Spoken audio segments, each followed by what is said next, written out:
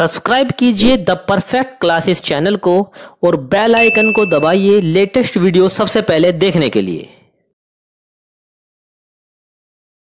Student the perfect classes में आपका स्वागत है। Directorate of education GNCT of Delhi की वर्कशीट नंबर 21 डिस्कस कर रहे हैं। 11 दिसंबर 2020 की वर्कशीट है, क्लास 8 की, सब्जेक्ट है सोशल साइंस, चैप्टर है 5 व्हेन पीपल रेबेल, जब जनता विद्रोह करती है या बगावत करती है, एक ही बात है। From the eyes of people, जनता की नज़र से। सोर्स 1 देखेंगे, द लिस्ट ऑफ 84 रूल्स, पहली सूची या स्त्रोत, पहला स्त्रोत मान लीजिए 84 नियमों का। ठीक है, 84 नियमों की एक सूची का पहला स्त्रोत जिससे हमें पता चलता है। Given here except from the book Majha Pravas written by Vishnubhatt Godse, a Brahmin from a village in Maharashtra. यहाँ महाराष्ट्र के एक गांव में रहने वाले ब्राह्मण विष्णुभट्ट गोडसे द्वारा लिखित पुस्तक माझा प्रवास के कुछ अंश दिए हुए हैं। He and his uncle had set out to attend a yagya being organised इन मथुरा। उनके विष्णुभट्ट और उनके जो चाचा थे वो मथुरा में आयोजित किए जा रहे यज्ञ में भाग लेने के लिए निकले थे। Vishnubhatt writes that they met some sepoy on the way who told them that they should not proceed on the journey because a massive upheaval was going to break out in 3 days। और जो उन्हें रास्ते में विष्णुभट्ट लिखते हैं कि उन्हें रास्ते में उनकी जो बातचीत हुई या उनकी मुलाकात कुछ सिपाहियों से हुई जिन्होंने उन्हें सलाह दी कि वो वापस लौट जाएं क्योंकि 3 दिन के अंदर अंदर चारों तरफ कोहराम मच जाएगा। द सिपॉय सेड, सिपॉय ने कहा, the English were determined to wipe out the religions of the Hindu and the Muslim. They had made a list of 84 rules and announced these in the gathering of all bigs and princes in Calcutta। उसने बताया, जो सिपाही थे वहाँ पर सिपाही थे, उन्होंने बताया था कि अंग्रेज़ सरकार हिंदू और मुसलमानों के धर्म को नष्ट करने के लिए आमादा है। उन्होंने 84 नियमों की एक सूची बनाई है और कलकत्ता में सारे राजा और राजकुमारों की मौजूदगी में उन्होंने इसका ऐलान कर दिया है। They said that the king refuse to accept these rules and warned the English of dire consequence and massive upheaval if these are implemented, that the king all return to their capital in great anger. और उन्होंने ये भी बताया कि राजा नियमों को मानने के लिए तैयार नहीं है। उन्होंने अंग्रेज़ों को घातक परिणामों की चेतावनी दे दी है। राजाओं ने कहा है कि अगर ये नियम लागू हुए तो भारी उथल पुथल मच जाएगी, कि राजा भारी गुस्से में अपनी राजधानियों को लौट गए हैं। All the big people begin making plans. A date was fixed for the war of religion and the secret plan has been circulated from the cantonment in Meerut by letters sent to different cantonments। और धर्म युद्ध के लिए तारीख तय कर ली गई थी। मेरठ छावनी से एक गुप्त योजना तैयार करके विभिन्न छावनियों में भेज दी गई थी। अब सोर्स सेकंड देखते हैं बच्चों। सोर्स सेकंड, स्रोत सेकंड है, ये यहाँ फर्स्ट लिखा हुआ है लेकिन ये सोर्स सेकंड है, पहले हमने फर्स्ट पढ़ लिया ऊपर। There was soon excitement in every regiment, जल्दी हर टुकड़ी में उत्तेजना छा गई। Okay, another account we have from those days are the memoirs of Subedar Sitaram Pandey who was recruited in 1812 as a sipahi in the Bengal native army and retired in 1860। उस दौर के झलक सूबेदार सीताराम पांडे के संस्मरणों में भी मिलती है, जो बंगाल नेटिव आर्मी में सिपाही के तौर पर 1812 में भर्ती हुए थे और 1860 में उनका रिटायरमेंट हो गया था। He help the British to suppress the rebellion through his one son was a rebel and was killed by the British in front of his eyes. उन्होंने बगावत को दबाने में अंग्रेज़ों की मदद की, हालांकि उनका बेटा भी विद्रोहियों के साथ था और अंग्रेज़ों ने उसे सीताराम की आंखों के सामने ही मार डाला था। On the retirement, he was persuaded by his commanding officer Norgate to write his memoirs. और सेवानिवृत्ति के बाद उनके कमान अफसर नॉर्गेट ने उन्हें अपने संस्मरण लिखने के लिए प्रेरित किया. He completed the writing in 1861 in Awadhi and Norgate translated it into English and it published under the title From Sepoy to Subedar. 1861 में सीताराम ने अवधी भाषा में अपने संस्मरण लिखे जिसका नॉर्गेट ने अंग्रेजी में अनुवाद किया और फ्रॉम सिपॉय टू सूबेदार, सिपाही से सूबेदार मतलब तक के नाम से प्रकाशित करवाया. ठीक है बच्चों, आगे देखते हैं. Here is an excerpt from the Sitaram Pandey wrote, "It is my humble opinion that this seizing of Awadh filled the minds of Sepoy with disrupt and led them a plot against the government." और वो लिखते हैं कि सीताराम पांडे जो उन्होंने अपना अंश वो संस्मरण लिखा उसका एक अंश इस प्रकार था कि मेरा मानना है अवध पर हुए कब्जे से सिपाहियों के भीतर गहरा अविश्वास था. ठीक है. Agents of Nawab of Awadh and also of the King of Delhi were sent all over India to discover the temper of the army. और उन्होंने सिपाहियों को बताया वे सरकार के खिलाफ मतलब उन्होंने सबको बताया कि वे सरकार के खिलाफ साजिश करने लगे थे. जो लोग थे अवध के नवाब के जो एजेंट थे, they worked upon the feelings of Sepoy, telling them how treacherously the foreigners have behaved towards the king.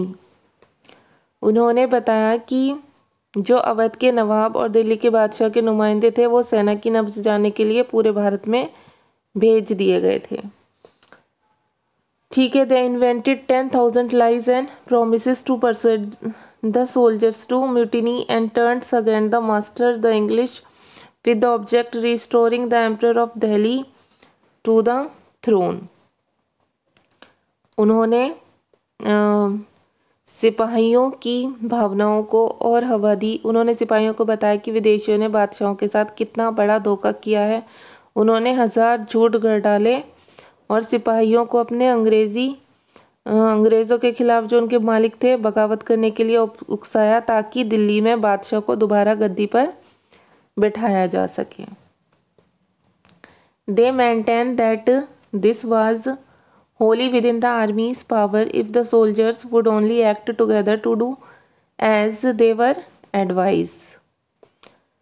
उनकी दलील थी कि अगर सिपाही मिलकर काम करें और इन सुझावों पर अमल करें तो सेना ऐसा कर सकती है.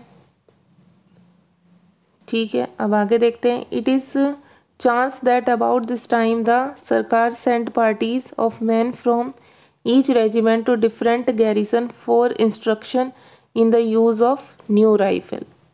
इसी समय सरकार ने हर एक रेजिमेंट में कुछ नई राइफल इस्तेमाल करने का तरीका बताने के लिए अलग अलग छावनियों में भेजा.